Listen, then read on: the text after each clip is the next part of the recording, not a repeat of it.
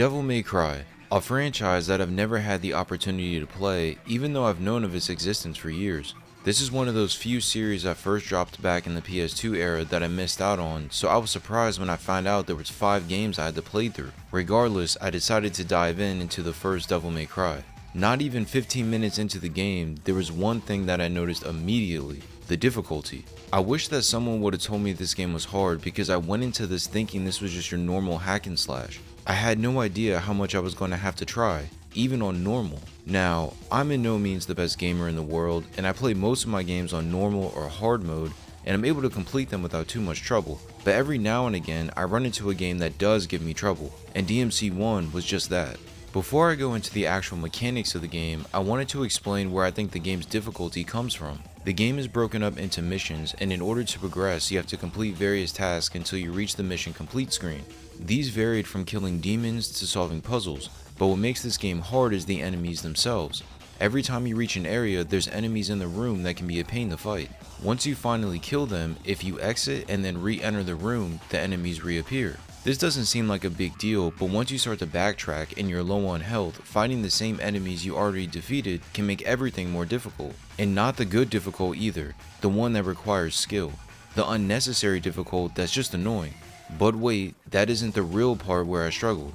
By far the hardest part of the game was the boss fights. These boss fights were absolutely terrible. Most of them are against enemies that took up most of the screen, so it's hard to find their weak spot to attack. Couple that with a terrible camera, and you are in for a long fight. What's crazy is that the bosses themselves aren't hard to beat, but it's the limitations of the game that makes it so hard. For example, in the beginning there's a giant spider that you have to fight.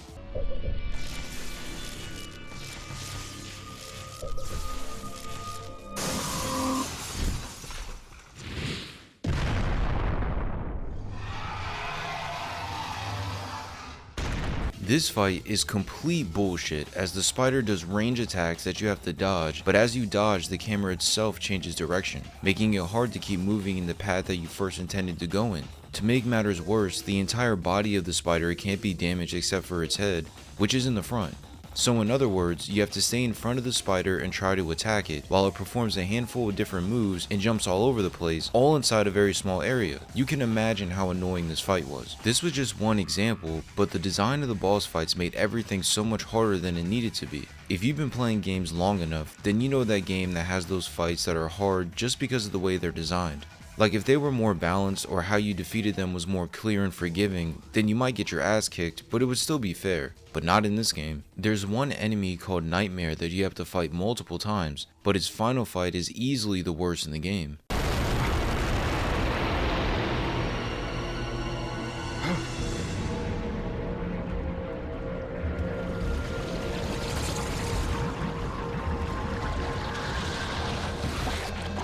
Trish, stay back! Again, they place you in a cramped room with it performing multiple attacks, but what makes this so hard is that the weak point is hard to reach. I won't go into any more detail in case you plan on playing this, but be prepared to die a lot in this game, especially during the boss fights. Paired right with the boss fights is the camera. This camera is one of the worst cameras I've ever played in a video game ever, and I've played a lot of games. At first it doesn't seem that bad, as you see Dante and all the demons in front of you with ease. Where it gets annoying is when you start moving around, as the camera switches angles as you move to different parts of the room. So if you're in a square room with 4 walls and decide to go across to the other side so you don't get hit, more than likely the camera is going to change angles, changing your field of vision. Again, this doesn't seem like a big deal when fighting normal enemies, but when you're in those fights with large bosses and tight spaces, the camera changing angles is absolutely detrimental. Since it's always moving, you have to anticipate where it's going to go so you can continue down the path you started before the angle change. On top of that, the changing angles may mess up your perspective on the enemy itself. Because you're viewing the demon from another side, you may not be able to reach its vital area so you can inflict damage. This is very important, as some enemies have weak points on distinct parts of its body. So imagine you finally reach the area on an enemy, get ready to attack, but end up missing because of the camera. That is exactly what I experienced. It wasn't until I kept myself in the same area that I was able to attack where I wanted to. If the camera was improved, it would have helped make the game smoother and less difficult. Now in regards to the actual mechanics of the game, they're really easy to get the hang of. As I mentioned earlier, it's a hack and slash game, so you're constantly fighting things, which in this game are demons. As you pull off combos without getting hit, there's an on-screen gauge that throws out names based on how many combos you pulled off. They could read something like dull, cool, absolute, and others. I thought this was a neat way to highlight the combos you were pulling off instead of having your typical combo hit meter. The movement itself is really good, as Dante moves fast and isn't hard to control in the slightest. Since the game was made in the PS2 era, the controls are a little outdated, but with a little practice, it's easy to get used to. What took me the longest to master was the jumping, as Dante couldn't double jump but could jump off of obstacles and walls. There's a slight delay when jumping as well, which had me miss rocks and floating objects many times. Combine that with the camera and the platforming can be a bit of a chore. Thankfully, there isn't too much platforming, so I wasn't spending too long in the areas that required you to jump. Fighting the demons gets addicting really fast. There's a multitude of demons that appear throughout the levels, all with different attack patterns. To kill them, you have the ability to use two things, a main weapon and some sort of gun. Personally, I used the shotgun combined with Alistor, which was a different form for your devil arm. To put it simply, this was an electric sword, but where things get interesting is in regards to the devil trigger. Since Dante is part demon, he has the ability to use these demonic powers which correlate to his main weapon of choice. Just as I mentioned before, the Alistor demon, which gave me my sword electric abilities, these abilities could be unlocked in the power up menu, where you could spend red orbs, which served as currency, to use them in combat. As you progress, you unlock more weapons to use and more devil abilities to use them with. The ability to use the devil powers is called the devil trigger, and man was this useful. It not only makes you stronger, but makes you regain health as you inflict damage to enemies. I didn't use this in normal combat until I got stuck or was on the verge of dying, almost as a last resort type of move.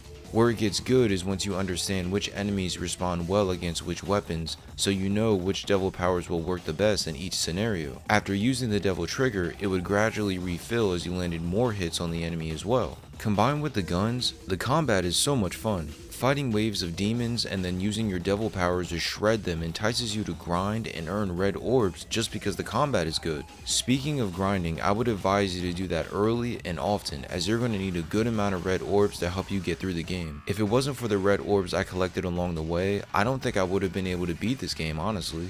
As you move through each level, there's different colored orbs in each room. Like I said before, the red ones are pretty much money, but there's other colors that are vital to helping you get through the game. There's the blue orbs, which when you find 4, your max health is increased. Yellow stars, which grant you invincibility for a brief time and allows you to use your devil trigger during that time as well, while other orbs fill your devil gauge and give you more devil trigger uses, all which come in clutch depending on the fight.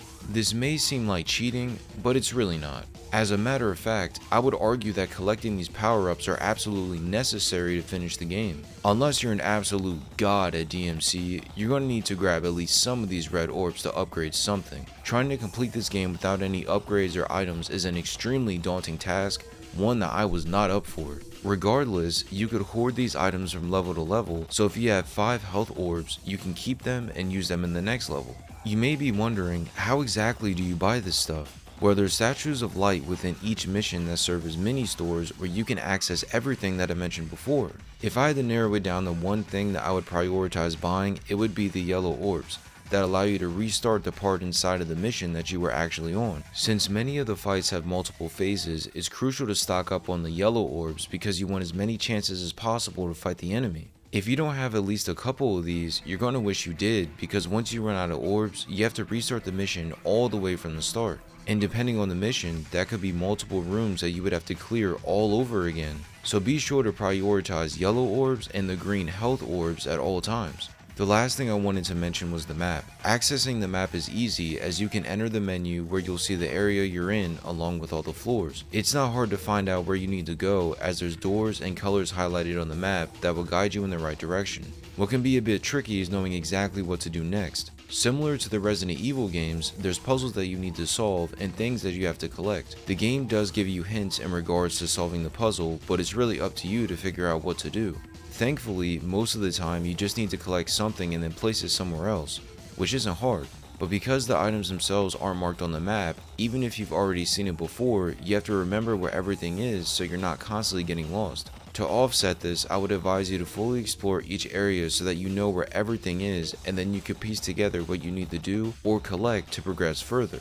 Now, I'm not telling you how to play the game, and you can do what you want, but if you ignore the prompts or clues, be prepared to do a lot of backtracking during each mission. The gameplay in DMC is easily the highlight of the game, and if it wasn't for the crappy camera and poorly designed boss fights, it might have been perfect. But for a game that released over 20 years ago, it's still incredible. The story for DMC is simple, yet interesting at the same time. The main character is Dante, who's a half-human, half-demon son of famous demon killer Sparta. Trish, a mysterious woman who appears inside Dante's shop, asks for help with killing a demon lord called Mundus. As the story goes on, you gain more backstory into who Mundus is and his involvement in Dante's past, all while introducing you to a couple of characters that you run into multiple times. Right from the start, the tone is serious, yet playful. I know that sounds contradictory, but it's really true. You can sense the danger of the situation as each fight is a life and death scenario for Dante, but the dialogue makes everything feel so lighthearted at the same time. It helps make everything not feel so tense, which is a good thing after raging on one fight for so long. There isn't much to Dante at first, but as you understand his past and start using him, he grew on me fast. It's like he's not afraid of anything, but also has a human touch that makes him relatable. Trish, on the other hand, I didn't trust her right from the start. I knew there was something off about her right from the opening cutscene, although her character had a lot of development and is completely changed by the end. I went from not caring about her at all to wanting her by my side from here on out. If there was one thing that could have been improved, that would be the villains outside of Mundus. Those villains' backstories and motivations aren't explored that much, and you don't find a whole lot of information about them until you finally kill them. Honestly, if you look in the menu, you can find a sort of compendium of all the enemies you fought, and the little synopsis has more info than what's explained in the game. Not a big deal, but something I did remember by the end of the story. The story for this game looks cheap and rushed on the surface, but once you get deep enough, you'll see that it has tons of emotion. It also does a good job at making you care about a main character that you've just been introduced to only hours prior. Overall, Devil May Cry 1 is an absolute joy to play. Yeah, it's frustrating and I definitely raged a bit on some of the missions, but it's still worth trying out. At its core, the main issues stem from the awful camera system and poorly designed boss fights. So if you can get used to those, you'll be able to beat this game. Regardless, the combat alone makes it addicting and hard to put down. For those reasons, I'm going to give this game an 8. If this game got a full-on remake, then it could be even better. Releasing way back in the early 2000s, I can understand why this game got such high scores, and I definitely think it's deserving of them. Unfortunately, I can't look past the camera and those boss fights. At the time, all of that was probably seen as a skill issue, but now, all these years later, it has more to do with design than skill. Either way, I loved my time with the game and I can't wait to play Devil May Cry 2. What did you think of Devil May Cry? Have you played this before, or are you just hearing about this for the first time? Let me know in the comment section below, and if you enjoyed the video, feel free to drop a like or subscribe, and I'll see you in the next one.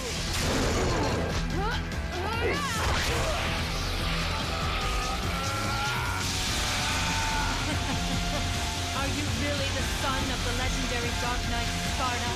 Didn't your daddy teach you how to use a sword? Sword. Time to go to work, guys.